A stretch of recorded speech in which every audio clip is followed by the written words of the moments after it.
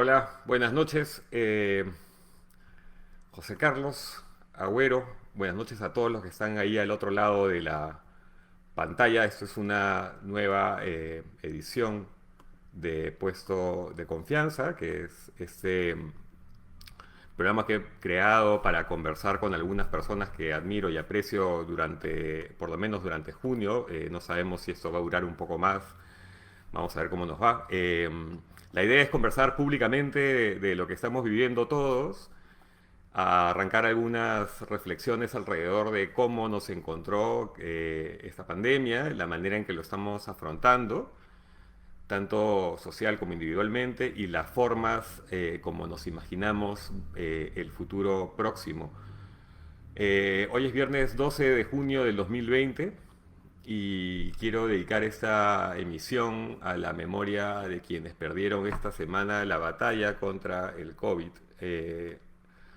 a sus deudos y a los miles de peruanos que están atravesando momentos verdaderamente difíciles, ¿no? Tanto laborales, vitales, provocados por la situación.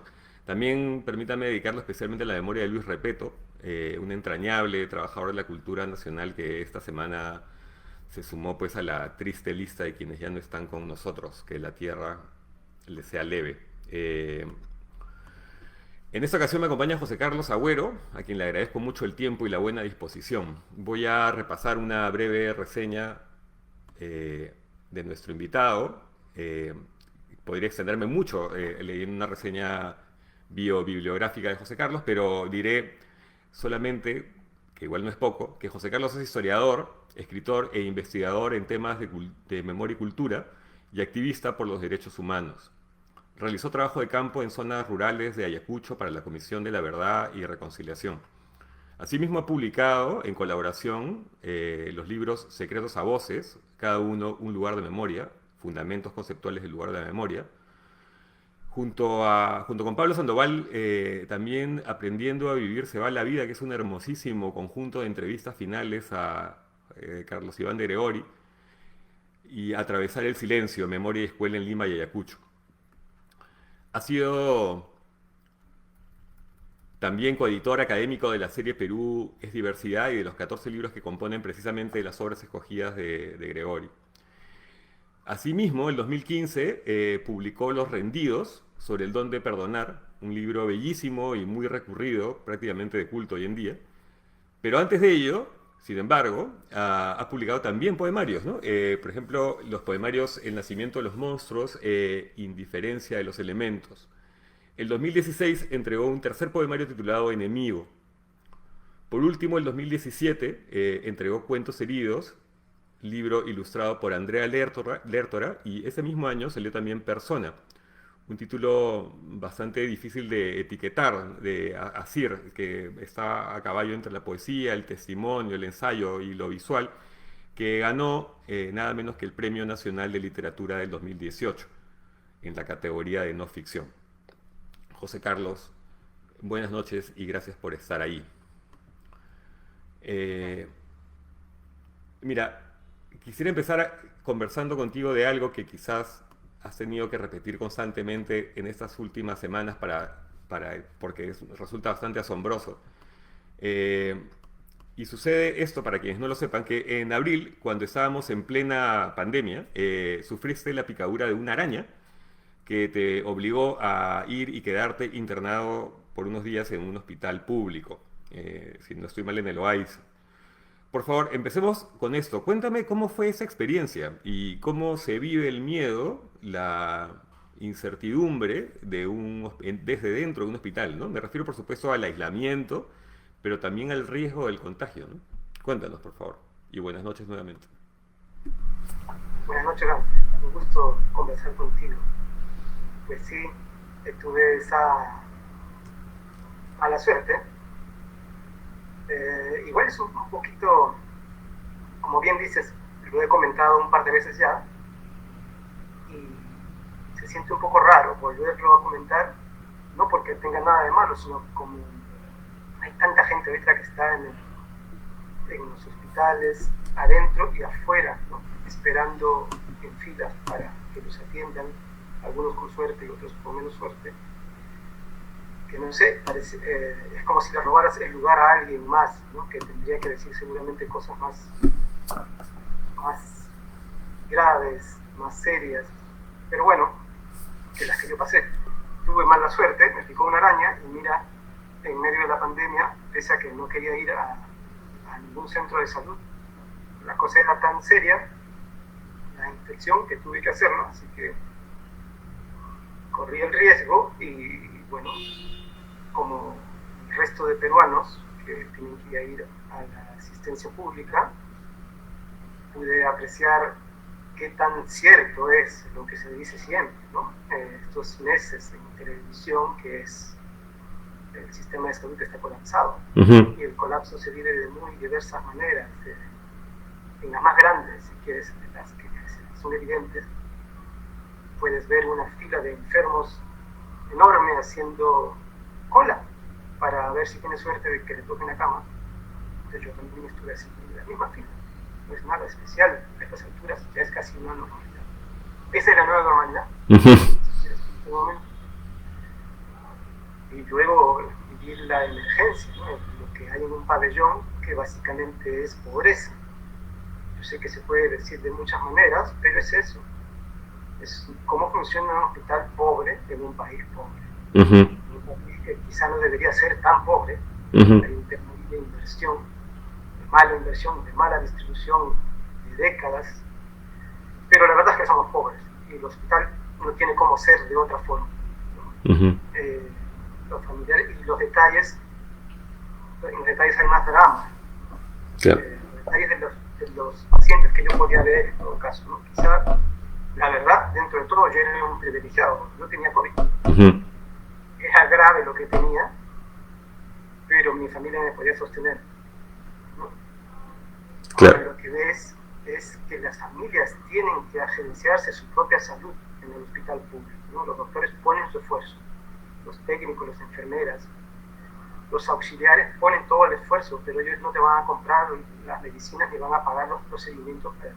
Desde una toalla, un pañal, un guante, hacia cualquier tipo de antibiótico, sangre, plasma, lo que necesites. Todo lo tienen que conseguir los familiares en pandemia, en cuarentena, sin farmacia, ¿no? O en todo caso con mucha escasez y con sobreprecio. Y eso, bueno, duele, ¿no? Porque lo estás viendo allí en vivo y en directo, no es un noticiero. Aunque no lo quieras ver, estás siendo testigo. Yo tampoco podía hacer nada por nadie. Tenía que sobrevivir. Como hablamos hace un instante, los científicos sociales están acostumbrados al trabajo de campo, ¿no? Pero esto es un trabajo de campo, primero que imprevisto y segundo en las condiciones más adversas, ¿no? Porque tú has referido que, claro, es un hospital pobre, en un país pobre, con un pobre sistema de salud, pero todo eso de alguna manera ya existía. Lo que no existía era el pánico, ¿no? O sea, todo esto además del elemento pánico, el elemento de la muerte rondando cerca. Yo me imagino que, por ejemplo, tus vecinos de pabellón, los enfermeros, los médicos estarían sufriendo tanto como ustedes y que de alguna manera tú quizás te sentirías, debe ser hasta extraño sentirse como incómodo sentirse un privilegiado, digamos, ¿no? En mitad de esa situación tan dramática, ¿no? Es verdad. Es verdad, varias de las cosas que dices me hacen pensar en varias cosas. Primero que en efecto hay una sensación extraña de sentirte un privilegiado. ¿No es? Yo quise atenderme en una clínica. Ya. El costo era tan alto que para mí era imposible pagarlo. ¿De cuánto estamos hablando? Solo por ingresar a la sala era 2.500 soles. Entonces la doctora que me atendió en la clínica fue muy amable. Ya. La verdad que los doctores son muchísimos doctores y doctoras buenas, ¿no? Claro. De gran calidad. Y ella me dijo directamente, mira, solamente para ingresarte y conseguirte una cama es 2.500 soles, fuera de cualquier procedimiento o medicina que te va a salir miles de soles cada día, miles de soles. Entonces, si tienes para pagar esto, que vas a estar varios días acá, ella vio mi infección y saben, ¿no? Me dijo, es una cosa seria, pero si tienes, bien, y si no tienes, ahí están los hospitales públicos. Entonces, quieres, desde ese punto de vista, no soy un privilegiado, soy uno más, Uh-huh. pero no más, Uh-huh. que no tiene para costear algo de miles de soles. Uh-huh. Y las familias no tienen y por eso se endeudan ahora y vamos a ver las consecuencias después. Uh-huh. Pero también es cierto que ya en el pabellón tenía la condición especial de no estarme jugando. Bueno, al inicio hubo una duda, porque los doctores también se impresionaron, porque la infección era desagradable de ver, y por experiencias previas que habían tenido, pues podía llegar a haber sido mortal, pero luego descartaron que eso pudiera pasar, solo no remitía la infección. Entonces yo estaba relativamente a salvo. O sea, en algún momento tendría que mejorar. El resto está luchando literalmente por su vida. Hay gente que llega por muchas enfermedades diversas en situaciones extremas y agónicas. Y bueno, no estar agonizando es un privilegio, te permite ser testigo de la agonía de los demás. Claro. Pero también me has hecho pensar en esto del miedo. Uh-huh. Sí, creo que es un elemento nuevo que le agrega mayor profundidad a la pobreza, así que yo creo que es una suma de pobreza. Pero también pensaba que no es tan nuevo, ¿sabes? Uh-huh. O sea, hay un nivel de pánico colectivo que es claro nacional, y quizá mundial. Ya le tienes miedo al contagio, es un miedo casi unipersonal, interpersonal. Pero me acuerdo el nombre de la antología de textos de Nelson Manrique de los años 90, y que se llamaba El tiempo del miedo. Uh-huh. Es que en el Perú hemos vivido de miedo tras miedo. Claro. O sea, periodos de miedo profundo, de morir. O sea, no un miedo superfluo a un rumor, a una escasez, que también son miedos que no se pueden menospreciar. Pero miedo a que te maten, te ejecuten, te desaparezcan, te repriman, en fin. Creo que es una tradición nacional. Sí. Sin embargo, este miedo, el miedo que estamos viviendo actualmente es, si se quiere, si cabe, más democrático, ¿no? O sea, es un miedo más transversal, digamos, ¿no? Porque ese miedo que tú aludes y que yo intuyo, y los que nos estarán escuchando al otro lado de la pantalla también, es un miedo, por ejemplo, asociado a la guerra interna, que la costa y la clase media o la gente más privilegiada pues lo veían un poco de lejos, ¿no? Recién cuando llegó a Lima, al final, era que podías ver, pero era un miedo que vivía principalmente la gente de la sierra y de algunas partes de la selva, ¿no? Esta pandemia, si algo tiene, es que ha como uniformizado el miedo. Ciertamente, obvio, que no todos la enfrentamos de la misma manera, ¿no? Algunos que tenemos efectivamente el privilegio de poder de tener, no sé, ahorros, casa, un refrigerador, que somos la mitad de la gente, que no tenemos que salir a ganarnos el sustento cada día, ni tenemos que hacer colas para recibir un bono y de paso infectarnos, o ir a mercados para poder comer e infectarnos, o subirnos a una combi o a tres para ir a trabajar e infectarnos, sino que podemos darnos el lujo de sufrir, digamos, la soledad del encierro en la comodidad de nuestras casas. Pero el miedo, y el miedo relacional además, sí nos une, digamos, ¿no? Ahora, esa situación desde el hospital y desde la precariedad institucional y lo que veías a tu alrededor, me imagino que habrá sido especialmente dramático, ¿no? Habrás visto algunas escenas poderosas, me imagino, ¿no? Por ejemplo, disculpa, antes para dar pie, hay esta situación de la carpa donde iban las personas, ¿no? Infectadas o sospechosas de ser infectadas, ¿no?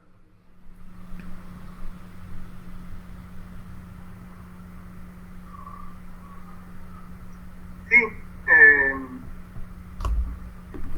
en el pabellón, al comienzo, estaba bien dividido entre un pabellón de emergencias COVID y otro no COVID.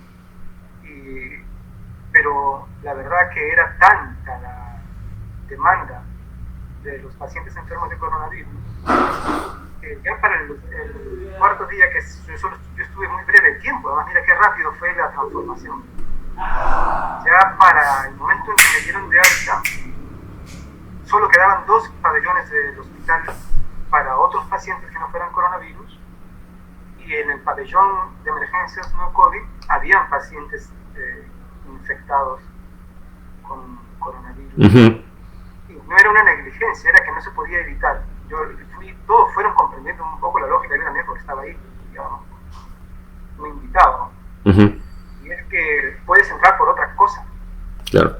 Puedes entrar por alguna, digamos, una neumonía o una pleuresía o por un problema del estómago. Yo vi además a algunos que estaban haciendo el viaje conmigo que entraban por graves cuadros generados por una tuberculosis de larga extensión, o sea, enfermedades serias. Pero en los exámenes que les hacen luego resulta que son sospechosos de COVID. Entonces, y están muy mal, o sea, físicamente muy mal. Y eso fue una de las cosas que me dio mucha pena, por ejemplo. Mucha pena. Y es que una noche se asustaron mucho el personal. Bueno, emocionalmente fueron varias noticias que recibieron impactantes, digamos, para ellos, ¿no? Que confirmaran que algunos de los pacientes allí, sospechosos de COVID, también que algún personal podría tener esa condición. Bueno, no estaba claro, yo creo, la verdad, el procedimiento a seguir en ese momento. Entonces se pusieron a conversar, a discutir, a ver qué hacían, porque a ver, pensemos, ¿no? O sea, ¿qué hacemos con el cuerpo que está allí? En la habitación 13, o sea, ahí hay uno, en la 18 hay otro. ¿Quién lo va a mover? ¿Quién? De nosotros que somos el equipo a cargo, 15. ¿Quién va a ir y físicamente llevárselo al señor o a la señora hacia donde le correspondería? Nadie quiere. ¿Por qué no quiere? Primero, porque no había un protocolo claro. Segundo, porque no estaban equipados para tratar dignamente un cuerpo de alguien que no va a ayudar porque está demasiado enfermo. Y eso sí me dio mucha pena escuchar la discusión, escuchar el miedo que tenían de resolverlo, y también la sensación de que no había nadie que en ese momento les pudiera aclarar un poco qué hacer. Lo fueron resolviendo después, rápidamente. Creo que era lo lógico. No sé si será la norma, la verdad desconozco, pero los dejan ahí, no los mueven, no los movieron. Me pareció razonable, era como mucho mejor que se quedaran ahí claramente identificados en el sitio que estaban, los enfermos del COVID, que exponer a otra cantidad de una red de personal, digamos, al traslado hacia algún sitio que no quedaba claro nada más cuál sería, porque todo el hospital estaba sin camas. Era difícil gestionar el movimiento de esos pacientes. Bueno,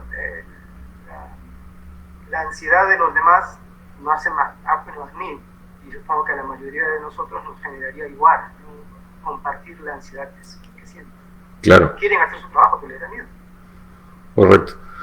En esos espacios hospitalarios, no solamente en el OAISA, sino que en la mayoría, como es de suponer, no habían infraestructura para una situación como esta. Y en el OAISA se abrió una carpa, ¿no? Perdón que vuelva a la idea porque quería llegar a este punto. En el OAISA y en otros hospitales. Entonces, hay algo que me llama la atención, que me dejó pensando un poquito, es que cómo la carpa ha sido desde hace por lo menos medio siglo sinónimo o ha acompañado la migración a Lima como espacio feliz, ¿no? Como espacio de las grandes, estos festivales musicales de fin de semana que duraban 10 horas, 12 horas, donde se reunía la población migrante a festejar, a reencontrarse, a relajarse. Era un espacio feliz, digamos, ¿no? La carpa del puente, la carpa Grau, etcétera, ¿no? Las carpas de la carretera central. me parece que a partir de ahora se va a resignificar, digamos, ¿no? Va a haber una nueva asociación con la carpa. La carpa ahora va a pasar de la alegría o del sosiego, del esparcimiento y del encuentro, va a ser quizás sí de encuentro, pero con la muerte, ¿no? Entonces, y eso me lleva a pensar en cuántas cosas como ella se van a resignificar a partir de esta situación. ¿Qué piensas de eso? Sí, bueno, creo que tenemos que no solamente dejar que las cosas se resignifiquen solas, tenemos que darles un contenido nuevo a nosotros. No podemos seguir viviendo como hemos vivido, ni en el Perú ni en ningún lugar. La carpa es un mal símbolo ahorita, Sí. símbolo de la precariedad absoluta. No hay que ser muy poeta para encontrar su fuerza semántica. Ujú. Es una carpa calata y punto, y dentro están los que no tienen cama dentro de un hospital porque no ha previsto el sistema público algo mínimamente digno para que los pacientes puedan morirse en otro lugar más confortable. Ujú. Es un sitio, un feo sitio, un mal lugar. Ahora, creo que todo el mundo administra la precariedad como puede y no... quizá ese es el problema.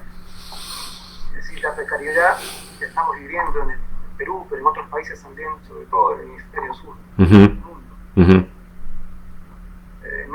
no se vive la precariedad porque sea una falla.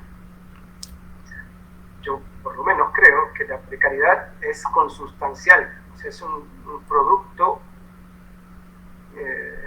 esperado, como se dice, un producto esperado de la manera en que están ordenadas las cosas actualmente en la realidad que compartimos, en el sistema sociopolítico y socioeconómico que compartimos. La precariedad va a ser un producto. Y a los que les toque la mala suerte de gestionar momentos como este, van a tener que gestionar la precariedad. Entonces su esfuerzo va a ser enorme, porque yo creo que hay enorme esfuerzo y elogiable, pero no va a ser otra cosa que eso, con esas limitaciones. Tienen que gestionar algo que sustancialmente es un error. Está organizado para que produzca sufrimiento, para que la gente sea excedente. Sí, bueno. A propósito de lo que dices, salvo algunas excepciones conmovedoras desde anónimos, artistas, colectivos, también ha saltado por los aires la idea esa del tejido social cohesionado, ¿no? Más bien lo que han saltado las costuras, ¿no? O sea, el cuerpo social, digamos, pues no era, al quien le quedaba dudas, pues no era tal, ¿no? Porque además hay una histórica falta de empatía, digamos, ¿no? De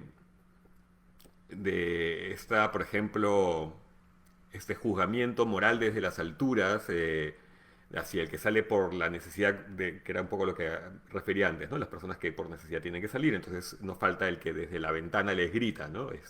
O se escandaliza o lo que fuera. Sin considerar que esa persona no, antes que morirse de COVID, teme morirse de hambre, ¿no? O de desesperación. Y todo esto pues revela una profunda falta de empatía nacional, digamos, ¿no? Me gusta recurrir a la palabra republicanismo, de civismo, digamos, ¿no? Y porque además los proyectos políticos nacionales, si uno revisa la historia, pues no consideraban, o sea, consideraban, por ejemplo, la serranía como un pasivo, ¿no? Incluso hasta principios del siglo XX se ha intentado traer mano de obra europea porque pensaban que el indio era un problema, digamos, ¿no? El pobre era un problema, no se sabía muy bien qué hacer con ellos y mucho más, pues, ni qué decir de los amazónicos, ¿no? Que eran como una inmensísima otredad, ¿no? Un desconocimiento absoluto. Y ahora, pues están viendo, salvo las excepciones que he mencionado de personas solidarias, colectivos solidarios y las mismas instituciones gubernamentales, también como no, por supuesto, pero ha saltado la gravedad de esta infamia histórica, pues, ¿no? Y como tú dices, quizás sea el momento, yo sé que eso puede sonar un poco como cursi lo que voy a decir, pero quizás sí sea el momento de pensar en rearmar ese cuerpo, ¿no? Ese cuerpo social. ¿Qué opinas? Totalmente de acuerdo. yo iría más allá. Es cierto lo que tú dices, voy a responderte en dos partes. Primero, que nuestra república se ha fundado sobre la base de una idea de nosotros que expulsa gente. Ese es nuestro pacto social. Lo demás, creo que hemos tenido suficientes evidencias a lo largo de 2 siglos como para, por lo menos, notar la tensión entre las ideas más liberales y la realidad de los procesos sociales.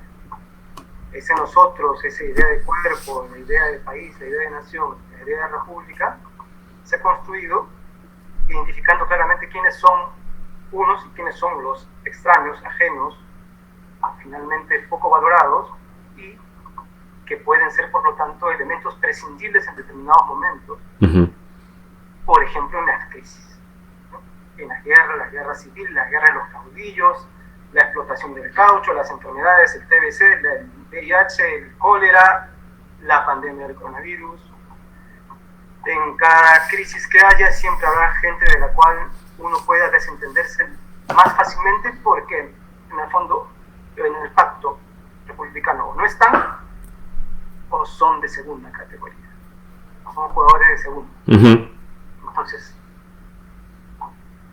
Entonces sí, yo creo que es, si estamos, además, es curioso, ¿no? Esta coincidencia, curiosa, no sé si es curiosa, pero coincide con nuestra celebración bicentenarial, el coronavirus, la epidemia mundial de coronavirus. Bueno, sé que es un lugar común, pero se dice, busquémosle a todo el lado bueno, o algo así como aprovechemos. Bueno, aprovechemos. Si la república se ha fundado sobre la base de un nosotros que expulsa, no podemos darnos el lujo de fingir que no estamos viendo este dato. Claro. Que es reiterado. Y que el nuevo pacto social sea un nosotros inclusivo, que abrace, que incluya, que integre, que no tenga categorías, que en vez de expulsar, atraiga, se conduela. Se habla mucho del duelo actualmente. Yo creo que está sobrevalorada la palabra, porque en un país donde el duelo es eterno, no nos ayuda de mucho el concepto, ¿verdad? Un duelo no puede ser tan permanente. En todo caso, habrá que estudiarlo de otra forma. Creo que en un país justamente como el nuestro, donde el nosotros no está claro, ¿por qué tendrías que condolerte de alguien que es totalmente ajeno? Entonces no hay duelos colectivos realmente, son pura retórica. Bueno, es una oportunidad, si quieres, podemos hacerlo. ¿Qué más evidencia de que es necesario transformar radicalmente el país y fundarlo de otra forma? Entonces creo que el bicentenario es un momento de reflexión y de crítica radical, y que de ninguna otra forma tendría sentido. Sería una conmemoración, si no fuera de esa manera, sería una conmemoración que dolería, ¿no? Sería cínica, quizás, ¿no? Estaría vestida de cinismo. Imagínate que fueras tú uno de los miles de deudos de gente afectada por el coronavirus, afectada por la pobreza, por la exclusión, por la terrible situación, aunque no seas exactamente el pariente de alguien que haya muerto, pero que hayas tenido que vivir la indignidad y hacer colas y rogar por oxígeno y rogar en un orden donde lo que tienes es casi solo mercantilismo. Bueno, yo creo que una conmemoración celebratoria sería una ofensa. Y me parecería razonable que se viviera y se sintiera como una ofensa. Creo que entonces no es que no valga la pena pensar y trabajar en el bicentenario, pero que hay que hacerlo de manera honesta. Creo que hay gente que lo va a hacer así, espero. Eso en el Perú. En el mundo las discusiones van a ser igual de profundas, porque no es un asunto solamente de la República Peruana y no somos tan exóticos. Claro. No somos tan exóticos. La verdad es que creo que hay 3 cosas que hemos perdido todos en la humanidad en las últimas décadas y no nos habíamos dado cuenta. 3 cosas que eran importantes para nuestro mundo, ¿no? Era el vínculo social, la idea de bienestar y la cierta idea de regulación del poder. Sin esas tres cosas, yo creo que estamos en ese mundo de hipótesis que describía Hobbes, ¿no? Donde el lobo se alimenta de otro lobo igual de hambriento. El vínculo social ha sido destruido por una idea demasiado egoísta del neoliberal, del desarrollo neoliberal, donde uno puede autosostenerse y no tiene ninguna necesidad de generar red, tejido, colaboración. La idea de comunidad en sí misma no tiene ya sustento. Es otra vez solamente un truco de lenguaje. La idea de bienestar mismo. ¿Qué bienestar puede ser sostenido si el contenido del bienestar es que uno tiene derechos? Pero los derechos han sido destruidos, desmantelados como un concepto positivo en las últimas décadas. Decir derechos es casi decir eres un transgresor del crecimiento, de la modernidad, del progreso, de la civilización. La palabra derechos, que fue un impulso para el crecimiento de la autonomía y la libertad en el mundo, hoy es casi un desvalor. Y tampoco nos habíamos percatado porque tenemos más instrumentos, más declaraciones, más instituciones, pero en la vida real, en el día a día de la gente, los derechos primero que no existen, no se pueden ejecutar, por más que exista la idea de garantía de derechos. Y a nivel de ideas, yo creo que han perdido la batalla en contra de otro tipo de ideas. La idea yo creo que ha sido sustituido, ¿no? Lamentablemente, por otras fuerzas fundantes, sobre todo la idea de la violencia. La violencia, en realidad es como el ente regulador ahorita de nuestras relaciones, y funda otro tipo de relaciones, como de derechos que surgen desde la violencia, pero son sobre todo represiones. La idea de lo público, en ese sentido, ha sido desmantelada también, en todos lados, por eso. Y por último, como te mencionaba, es terrible esta sensación de que hemos perdido toda capacidad de controlar, de tener contrapesos al ejercicio del poder. Lo sospechábamos, ¿no? Obviamente hay mucha gente que ha escrito y ha estudiado décadas este proceso, pero creo que la pandemia lo ha evidenciado de un modo espantoso. O sea, no hay manera que podamos poner la mínima objeción efectiva, o sea, que realmente sea una objeción a las decisiones que se toman desde el poder tecnocrático, desde el poder médico, científico, político y financiero.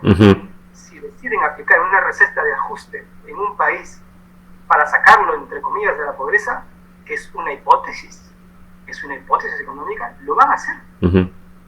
Y nada vamos a poder hacer nosotros para evitarlo. Vamos a tener que sufrir las consecuencias de esa aplicación de esa hipótesis. Hasta ahí estábamos. Eso ya era bastante innoble. Pero ahora, además, nos hemos dado cuenta que nuestra propia existencia, nuestra existencia física, también está sometida a la misma hipótesis, a la misma posibilidad de ejercer hipótesis.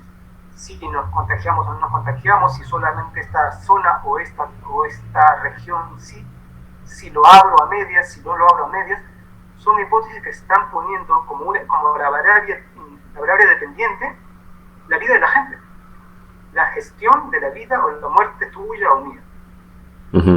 Y no es un asunto peruano, o sea, no es algo que tenga que ver solamente con nuestra república excluyente. Es un asunto mundial. Boris Johnson, claro, los suecos, Trump, Bolsonaro, para ir a los extremos patéticos, digamos, pero no son los únicos. O sea, lo que llamaríamos el mundo del norte más culto, más desarrollado, también ha despojado de todo sentido de ciudadanía a sus sujetos, a su población, y han tenido la capacidad, algo que a mí me deja al lado prácticamente, la capacidad de tomar ese tipo de decisiones de tan alto grado. O sea, ¿lo salvo o no? ¿De qué manera? ¿Según qué hipótesis? Y bueno, va a haber costos. Los costos, miles de personas que pueden o no morir, según esta evaluación. Bueno, no hay nadie, ni tú, ni yo, ni nadie que nos esté escuchando que pueda hacer nada para evitar ese tipo de evaluación del riesgo de nuestra pervivencia, de nuestra existencia. Es el último don adquirido por el poder político en este momento. Yo no me había dado cuenta. Yo pensé, claro, como todos, en el Perú tenemos una larga tradición de pensamiento crítico, muy larga y muy rica. Y hemos muchas veces señalado, mis colegas y maestros han señalado cuántas veces, de manera además muy elegante, si hay o no ciudadanías de diferente nivel, de primera, de segunda, de tercera, repúblicas sin ciudadanos, ciudadanos sin república, ¿no? Flores Galindo, Claro. Carlos Iván de Gregory, Vergara ahora dándole la vuelta al argumento, pero básicamente es una tradición vieja y aguda. Bueno, no es solo eso, no solo niveles de ciudadanía, es que la ciudadanía ya carece de sentido, ha sido vaciada de contenido, porque ya que te queda para decidir cómo mueres, tampoco, ni siquiera te queda como para decir cómo mueres. Puedes morir en función del cálculo que se realiza desde otro lugar y en función de otros factores que pueden ser considerados más relevantes que tú, que tu existencia, que tu presencia. Bueno, creo que hemos llegado a un nivel demasiado hondo de pérdida de todo control del destino de nuestras propias pervivencias en este lugar. Creo que de ahí no se sale sino de manera muy radical. Hacia eso quería ir. O sea, si uno piensa que cuando ya toca el fondo, lo único que toca es el Pachacútec, pues, ¿no? Ya la vuelta completa de todo.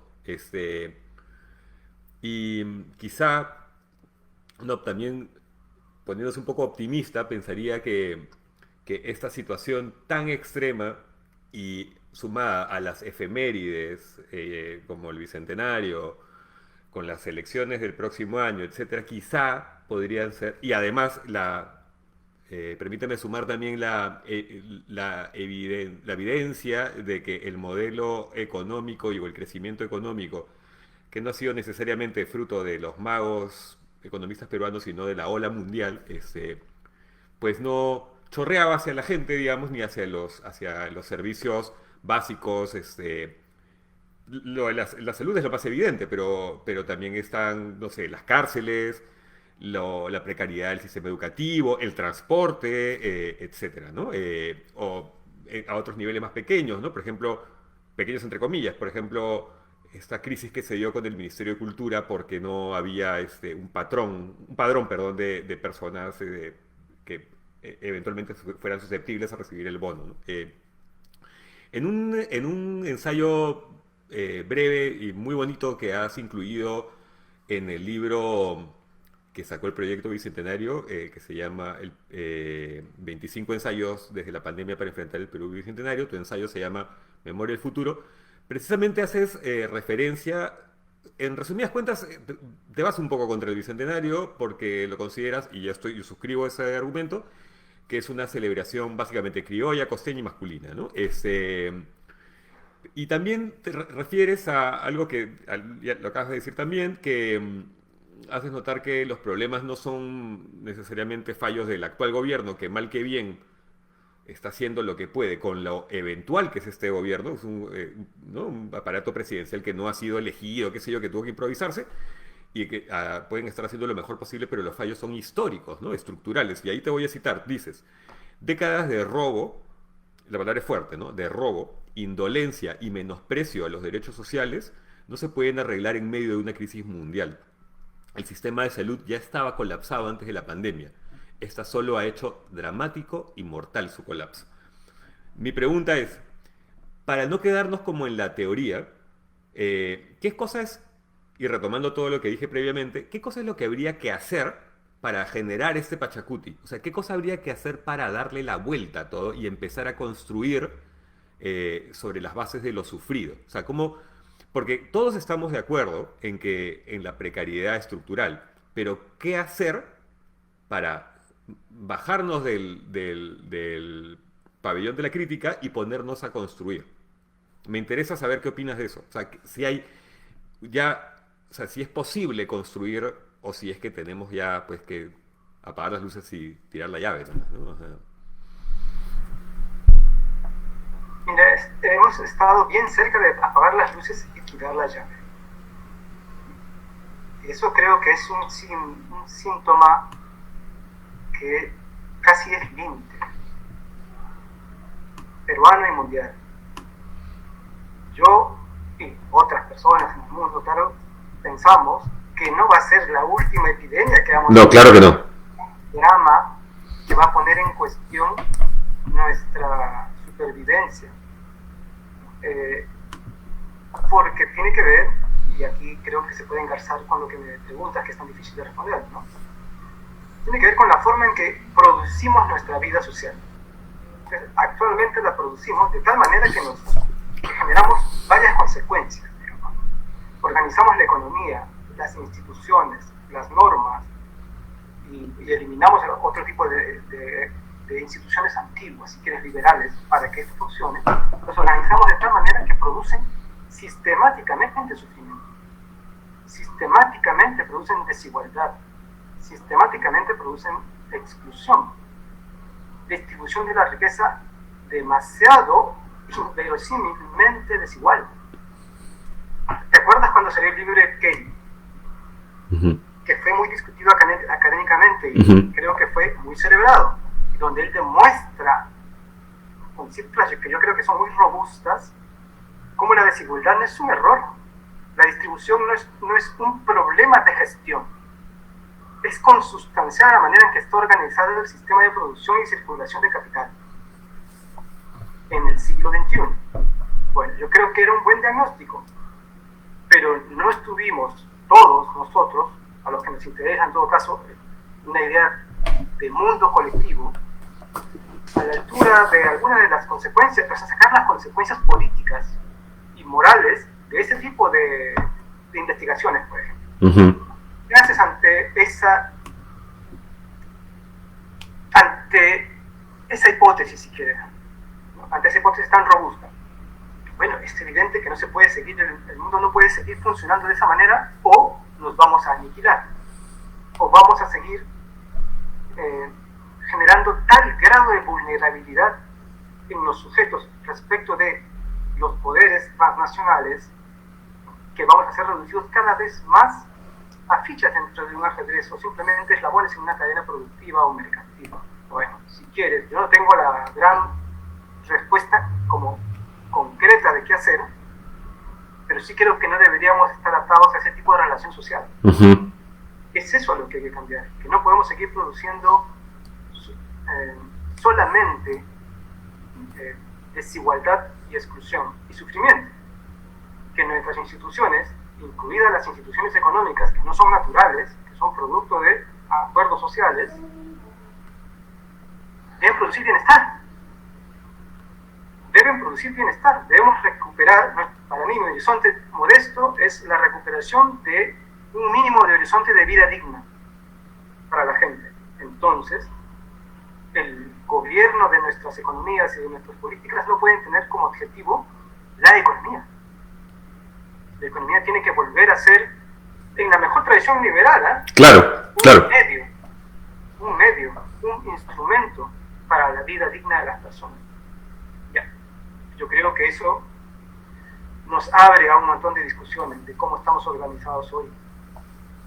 Y para ejemplos la pandemia te ha puesto miles de ejemplos de por qué no debería seguir siendo así administrado nuestro sistema económico y las instituciones jurídicas y políticas que le dan amparo. El problema es que la perspectiva a corto plazo para que eso cambie desde lo político, pues no son muy auspiciosas, ¿no? Por lo menos a nivel local. Y tampoco sé si a nivel global, porque justo en la conversación que tuve la semana pasada con Vergara, también veíamos que las elecciones en Estados Unidos son en noviembre y no necesariamente no es que vayan a no reelegir a Trump, ¿no? Pero Bueno, no sé, ojalá que te escuchen quienes se presenten como candidatos presidenciales, que todavía no está tan claro, y que efectivamente pues los proyectos políticos, especialmente en el capítulo económico, pues sean más inclusivos, porque en eso nos estamos jugando el futuro, la vida, ¿no? Voy a cambiar un poquito de tema, un poquito pero no tanto. Me voy a acercar a otros temas que también has trabajado bastante. Esta pregunta me la ganó Emilio Camacho en una entrevista que te hizo en La República.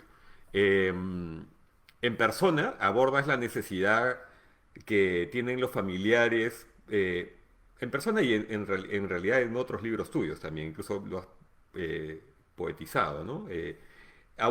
Pero en persona es bien claro. Abordas la necesidad que tienen los familiares por recuperar el cuerpo de las personas desaparecidas durante la época de la violencia. Eh, Me pregunto si, así como has referido que tenemos que redefinir la palabra duelo porque un duelo eh, eterno no es duelo, como la crisis eterna no es crisis, sino es estilo de vida, digamos. Ese dolor eh, es comparable con lo que pueden sentir quienes ahora mismo no pueden, por ejemplo, despedirse de sus muertos durante esta crisis tan terrible. O sea, porque otra vez estamos hablando de un fenómeno que golpea principalmente a la gente pobre o excluida, pero que de alguna manera sí ese aislamiento de la muerte es general, digamos, ¿no? El momento del dolor es el dolor para todos, digamos, ¿no? ¿Tú crees que es análogo esa sensación, ese sentimiento?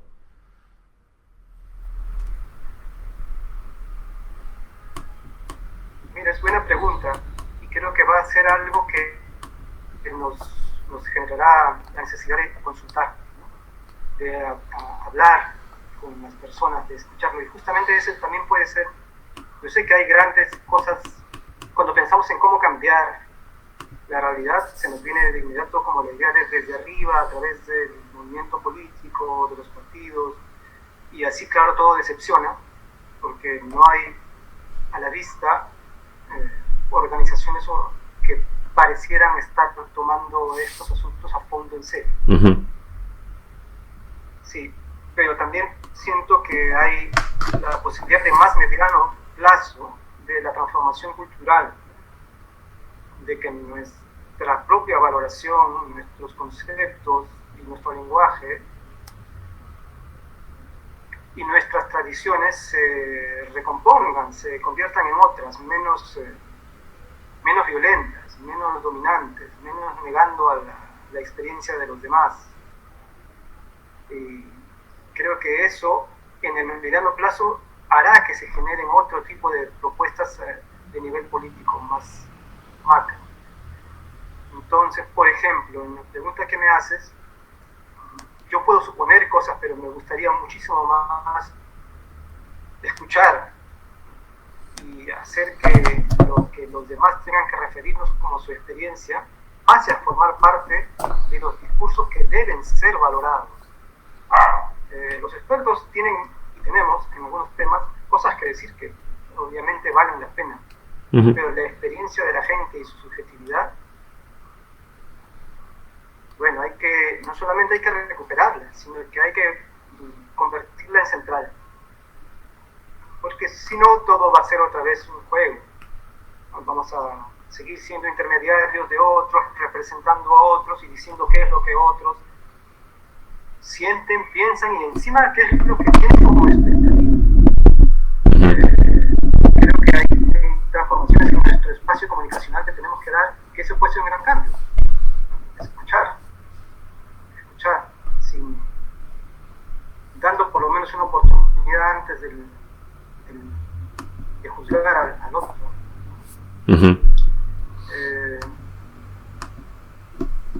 Intento mantenerme siempre muy en contacto con una diversidad muy grande de personas que me comentan cómo la están pasando, incluido gente que ha perdido familiares, ¿no? Claro, es desolador y creo que la incapacidad de poder acudir a los ritos funerarios de despedida siempre van a ser muy dolorosos. La elaboración se supone que es para poder incluirlo dentro de tu proceso vital y dar una segunda oportunidad, dar un siguiente paso, proseguir. Es lo que no pueden hacer, se supone que no pueden hacer los familiares de desaparecidos, por los que han sufrido un dolor extremo. Creo que nuestro periodo de violencia política y este periodo tienen puntos de comparación. Son evidentemente crisis de naturaleza distinta, pero por su amplitud, la manera en que están tocando fibras colectivas, por la manera de ser tan crítica y de generar tanto sufrimiento, tanta muerte, hay muchas analogías que es triste reconocer que en tan corto tiempo se reitera.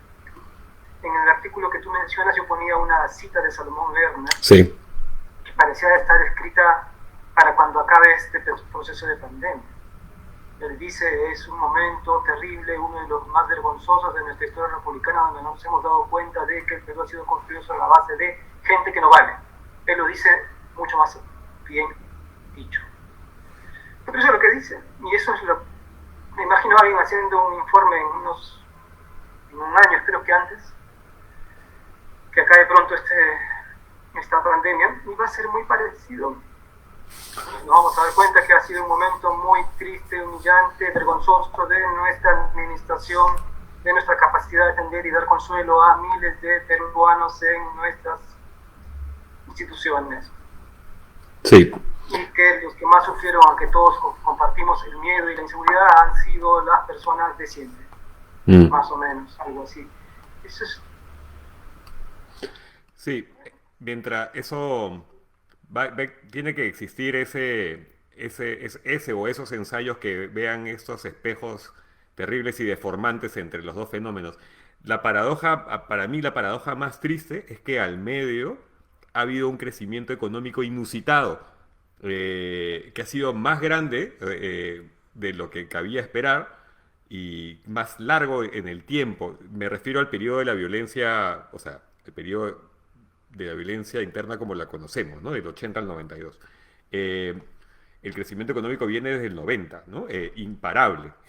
Y que con ese crecimiento no se hizo lo que había que hacer. Eso va a ser como una mancha, me parece, como un estigma, ¿no? Y no solamente para el fujimorismo, por supuesto, sino para los demás gobiernos también. Eh, Me voy a salir otra vez del tema, ya estamos avanzando en la hora. Habías inaugurado un tiempo atrás un canal de YouTube llamado Guairuro precisamente sobre cierta subjetividad lectora, ¿no? Es interesantísimo. Tus lecturas me parecen sumamente interesantes, precisamente porque son subjetivas. Pero las últimas emisiones han sido transidas, y como no podía ser de otra manera, por tu experiencia hospitalaria y por las condiciones materiales, digamos, de la lectura, ¿no? Y has contado, de una manera, además, repito, bastante bonita, los dos libros que te llevaron, que fueron, lo comento para quienes no lo hayan escuchado y que a todos les recomiendo que acudan al programa que está en YouTube, que se llama Guairuro, el canal. Uno del libro fue El viejo y el mar, que, que lo hemos leído casi todos, que es una historia entrañable, inspiradora, si se quiere también, de tesón, de fuerza, de lucha, ¿no? Y también te enviaron, no sé con qué criterio te han mandado los libros, a lo mejor tú mismo los has pedido o alguien que te conoce bien, te mandaron este libro que escribió Alain Elías, yo no lo he leído, pero conozco la existencia del libro, Alain Elías con Jorge Coco Salazar, que se llama Piensa que estamos muertos, sobre el piquete guerrillero del Ejército de Liberación Nacional que murió abatido en el 63, que estaba integrado por Javier Heró. ¿Cómo, cómo ¿Tú decidiste esos libros? ¿Y cómo fue la experiencia lectora? O sea, porque además son libros que parecieran bastante escogidos. ¿Cómo fue ello? Cuéntamelo, por favor. Bueno, fueron libros en principio muy bienvenidos, perfectos. Necesitaba compañía y me la brindaron, pero no los pedí. El viejo y el mar fue fruto del azar. Una amiga que trabajaba en otra ala del hospital fue a mirarme y a ella le habían casualmente devuelto 2 libros. Uno de ellos era El viejo y el mar y me lo dejó allí primero para que tuviera algo como para distraerme, digamos, entre comillas, en el pabellón. Y le doy muchísimas gracias por haberlo hecho.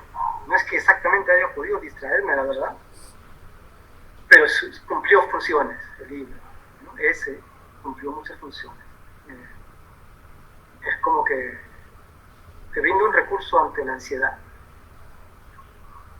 Y el otro libro, el de Coco Salazar y Aladín Elías, ese me lo hicieron llegar, sí, alguien que me conoce muy bien, que sabía que era un libro que me interesaba y que también significaba algo para esta persona, entonces muy preciso, llegó en un buen momento también. Igual fue extraño leerlo porque todos los peruanos creo sabemos un poco cómo es la historia lamentable en Puerto Maldonado. Los muchachos de la columna casi que se entregan a la muerte, ¿no? En el hospital la gente está luchando por aferrarse a la vida. Eso es lo que me parece curioso, que los dos libros, a su estilo, parece que estuviesen dirigidos a, uno, a darte inspiración, o sea, digamos, inspiración en los términos más autoayudescos, digamos, ¿no? Como es El viejo del mar, y el otro, como que refrenase ese entusiasmo, ¿no? Es posible que así lo haya decidido Dios. Algo así como, primero te vamos a subir la moral. Claro, claro, claro.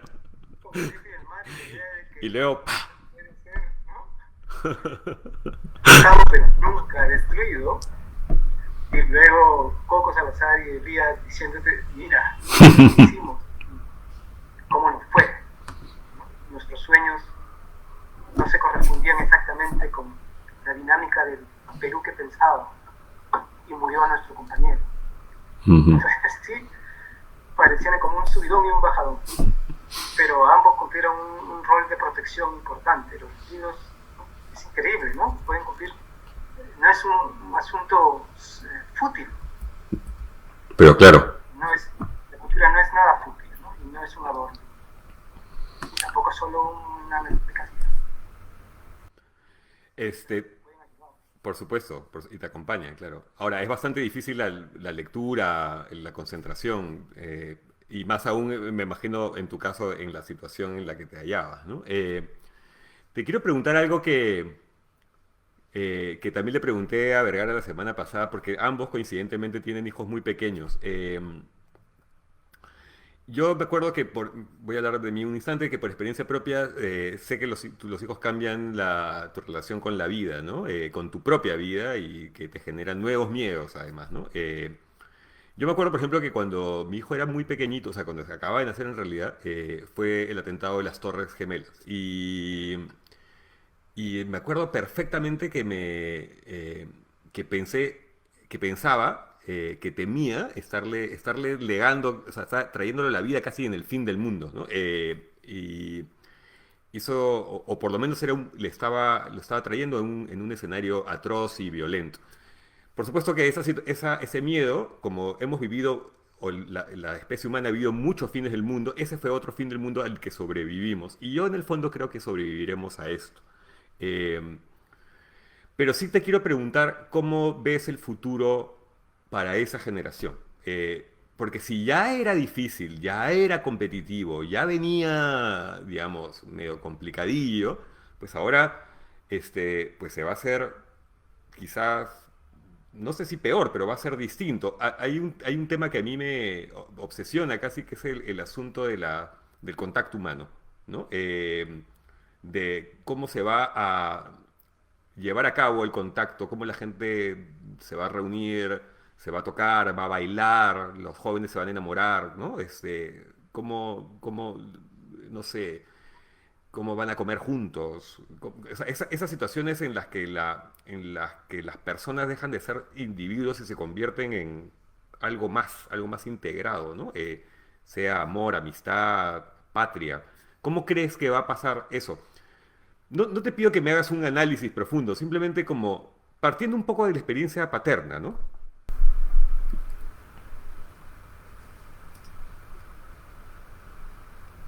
Bueno, si no hacemos nada, va a ser un mal lugar para vivir, para nuestros hijos, ¿no? Para mi hija, para tu hijo, para todos, las nuevas generaciones. Eh, Lamentablemente, un elemento central actualmente que articula nuestras relaciones es una especie de egoísmo totalmente exacerbado y justificado, es decir, que tiene legitimidad. En otras épocas el egoísmo se vivía inclusive como un pecado. Es decir, había una tabla de valoraciones morales donde el egoísmo no se decía bien. Hoy no ocurre más eso. En el mundo el egoísmo y el yo me hago a mí mismo, el me hago solo, el sálvese quien pueda y si tengo fuerza yo lo haré y tú no, no es más un desvalor, es lo que articula nuestra vida y como una red, un árbol que crece hacia arriba es lo que acaba construyendo los valores de nuestras instituciones políticas, económicas, todas las instituciones humanas. Bueno, si no hacemos nada, vamos a tener un mundo parecido a este, solo que peor, porque como bien tú dices, con cada crisis una nueva infamia se agrega. Entonces inclusive el mundo de ese pequeño resquicio que quedaba, que era el mundo de los afectos, la cercanía y el cuerpo, que podían ser como un límite a todo este egoísmo, también se va acotando.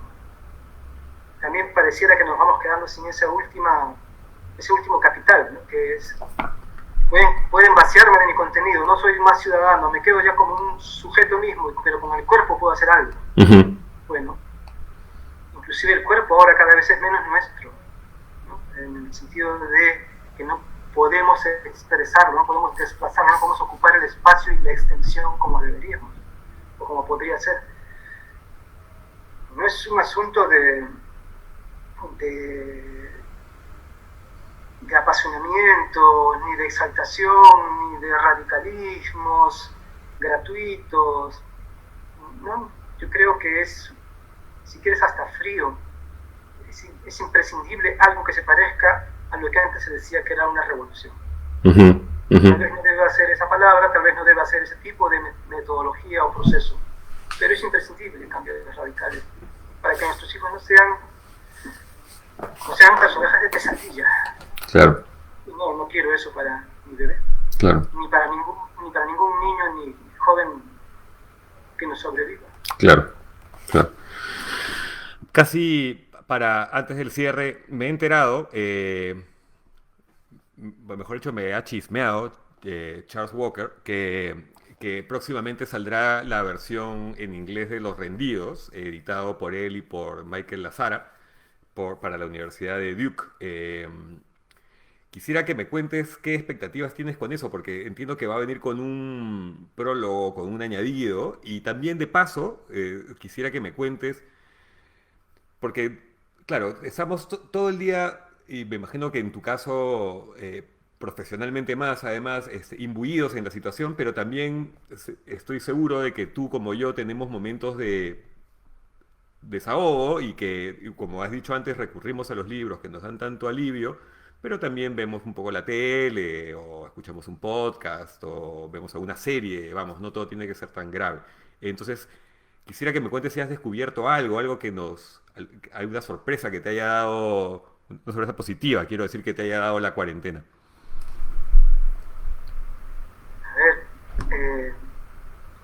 pues muy buenas expectativas del trabajo que han hecho Michael, Lazara y Chuck Walker en la traducción. Se han tomado muchísimo tiempo, con muchísimo cuidado y respeto. Lo publica Duke. Y va a estar, creo que va a ser interesante saber también cómo puede ser utilizado en otro contexto, ¿no? Hubo un tema interesante al comienzo de que había una duda por la universidad de que podría ser un libro muy local, ¿no? Y que podría ser un problema para la lectura en el norte, en Estados Unidos. Pero al final creo que hay muchos elementos que pueden ser de discusión, de reflexión compartida. No todos tienen que ser peruanos para leer la literatura nacional. Uh-huh. De acuerdo. Creo que eso va a estar bueno, y el trabajo que están haciendo ha sido muy bueno, y va con una entrevista larga, ¿no? Donde, bueno, exploramos unos asuntos más biográficos, algunas cosas que a Michael y a Chuck les parecían interesantes para que pudiera darle contexto y ayudar a la interpretación de algunas cosas que sí hay que reconocer son en efecto menos críticas si no eres del Perú. Entonces ayuda a que el libro pueda entenderse en algunas claves. Uh-huh. Eso va a estar muy bien, y estoy muy agradecido. Y sobre la pandemia, cosas buenas, la ratificación de cosas, ¿no? O sea, hay cosas que hay que ratificar también. No sé cómo lo tomarán. Es difícil hablar de esto, mira, porque hay mucha sensibilidad. Primero, que hay mucho acto solidario. Es increíble la cantidad de gente que hace cosas por otros. Me pareciera un contrasentido a todo lo que estamos diciendo. No, pero realmente no. No creo que sea un contrasentido. No. Creo simplemente que lo otro es la estructura y el resto es la resistencia. Uh-huh. Exacto. Sí. Pero es bastante, y es muchísimo capital y vale la pena. Recién Jackie Fox publicó un artículo tremendo en El País, con la curiosidad que ella siempre tiene, señalando una gran cantidad de actos de iniciativas particulares para ayudar a otras personas. Y es increíble cómo la gente puede dedicar tiempo, dinero, esfuerzo para ayudar a alguien que no conoces, que nunca has visto y que quizás nunca veas. Uh-huh. Uh-huh. Entonces, me parece que ratificar que todavía tenemos algo de eso, y que por lo tanto hay algo a que aferrarse para hacer esta revancha, para tomarse esta reconquista, si quieres, de las ideas de derechos y de bienestar. Tenemos de dónde agarrarnos, y eso me hace sentir bien saber que hay gente así. Y por otro lado, y aunque esto puede ser controversial, hay un esfuerzo en la institucionalidad, en el trabajador público, porque pareciera que todo lo barremos con la palabra colapso y con la palabra precariedad, y queda subsumida casi cualquier iniciativa o trabajo simplemente que se realiza desde nuestra estructura estatal. Y hay innumerable cantidad de esfuerzo y diligencia en todos los niveles, desde el más chiquito, ¿no? Desde, por ejemplo, en el tema de salud, desde el personal de seguridad, de triaje, el auxiliar, el médico, la enfermera. Yo no diría héroes, todo, pero no porque no crea que tengan ese tipo de valor, sino porque no es el lenguaje que creo que debe emplearse, pero que sin duda son actos ejemplares. Uh-huh. Un cumplimiento del deber y de la simple profesión con mucha dignidad. Pero también hasta el nivel alto, mira, eso es lo que también quiero rescatar, ¿no? No están saliendo las cosas bien, pero no creo que sea por... En otras épocas, ¿sabes? Había mucha mala intención, había amoralidad, sino directamente inmoralidad en los grandes gestores públicos, en las más altas autoridades. Había directamente corrupción y relación con mafias. Uh-huh. Y yo creo que en este equipo de gobierno, en municipalidades, en gobiernos regionales, muchas, digo, no claro, generalizables,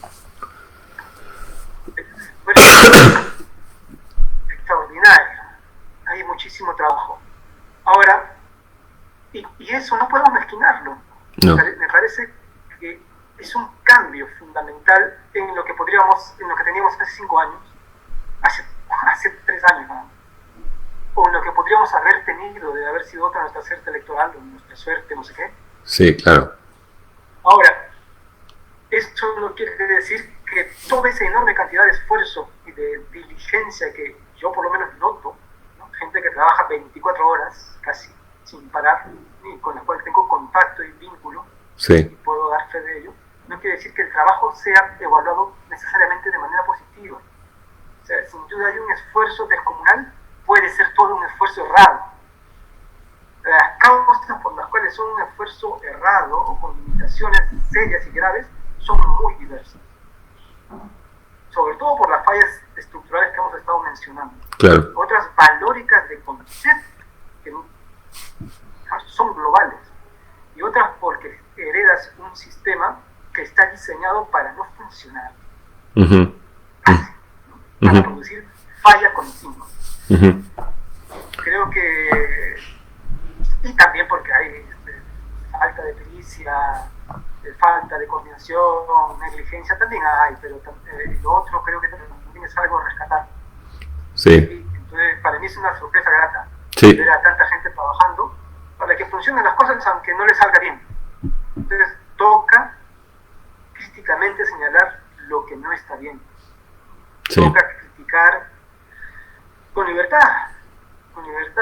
Y a los funcionarios les toca recibir la crítica y asumirla y, si es posible, procesarla. Sí. Sí, yo no podría estar más de acuerdo contigo. Y refiriéndome al gobierno, tú y yo tenemos casi la misma edad y yo no me puedo imaginar a ningún presidente democrático a que hubiera preferido ver ahora mismo enfrentando esa situación que al que tenemos que nadie eligió. O sea, para darle ya, cerrar completamente la paradoja. Gracias, José Carlos. ¿Perdón? Esa situación es muy curiosa porque se parece a lo de Paniagua. Sí, claro, totalmente, totalmente. Y sin embargo, yo, claro, pero yo solamente hacer el ejercicio de imaginarme, y no, ya para no ganarme pleitos no voy a decir nombres, pero podría, porque tampoco han sido tantos, imaginarme este escenario con alguno de los ex gobernantes que hemos tenido, sin necesidad de llegar a Fujimori, ¿eh? Y sería, creo que todo sería peor, si es posible. Gracias, querido José Carlos. Voy a cerrar diciendo un par de cositas. La semana pasada les conté que el proyecto Bicentenario, bueno, ya se hizo bastante público, ¿no? Que el proyecto Bicentenario había lanzado el libro 25 ensayos desde la pandemia para pensar el Perú Bicentenario. Ahora les quiero contar, les quiero recomendar otro título flamante sobre los tiempos que nos ocurren. Se trata de Pensar la pandemia, un diálogo urgente desde la universidad, publicado por la Ruiz de Montoya.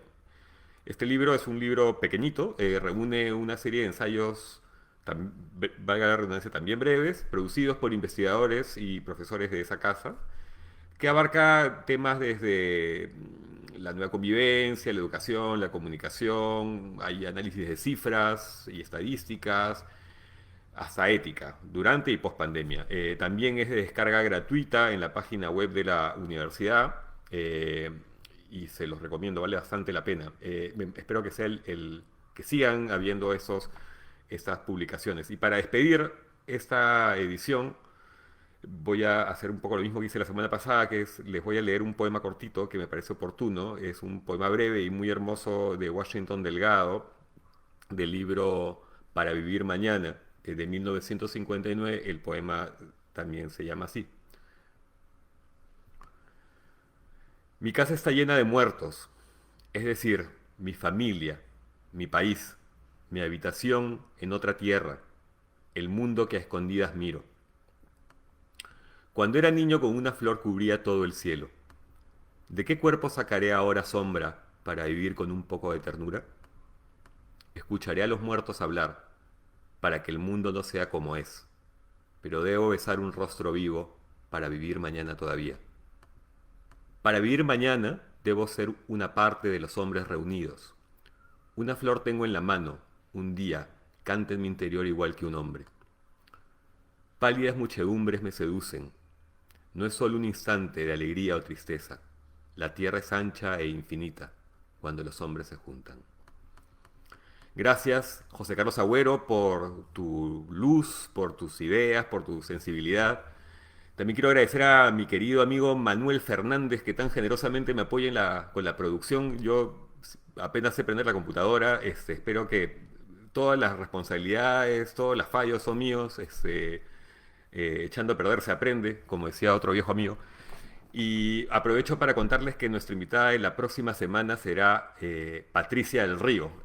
La conversación me imagino que será más política y también más relacionada con los hijos. Hay algo que más que les quiero anunciar. Voy a acudir al teléfono para revisarlo, para que no se me pierda el dato. El próximo viernes también, inmediatamente después de esa charla, se quedan conectados porque es la presentación virtual de Contra el Tiempo, que es un libro publicado por ENSAT, por la Escuela Nacional de Arte Dramático, que reúne nada menos que 12 obras de una persona que yo quiero muchísimo, que es César de María, que es casi el conjunto total de su obra en un solo tomo. Y la presentación es repito, el viernes 19 a las 8:30 p.m. y con la participación de Mariana Altaus, Eduardo Adriancén y Alfonso Santisteban. Eso va a estar bonito. Así que eso es todo por ahora, queridos amigos, a quienes estén al otro lado de la pantalla, José Carlos especialmente, y eso es todo. Buenas noches. Chao.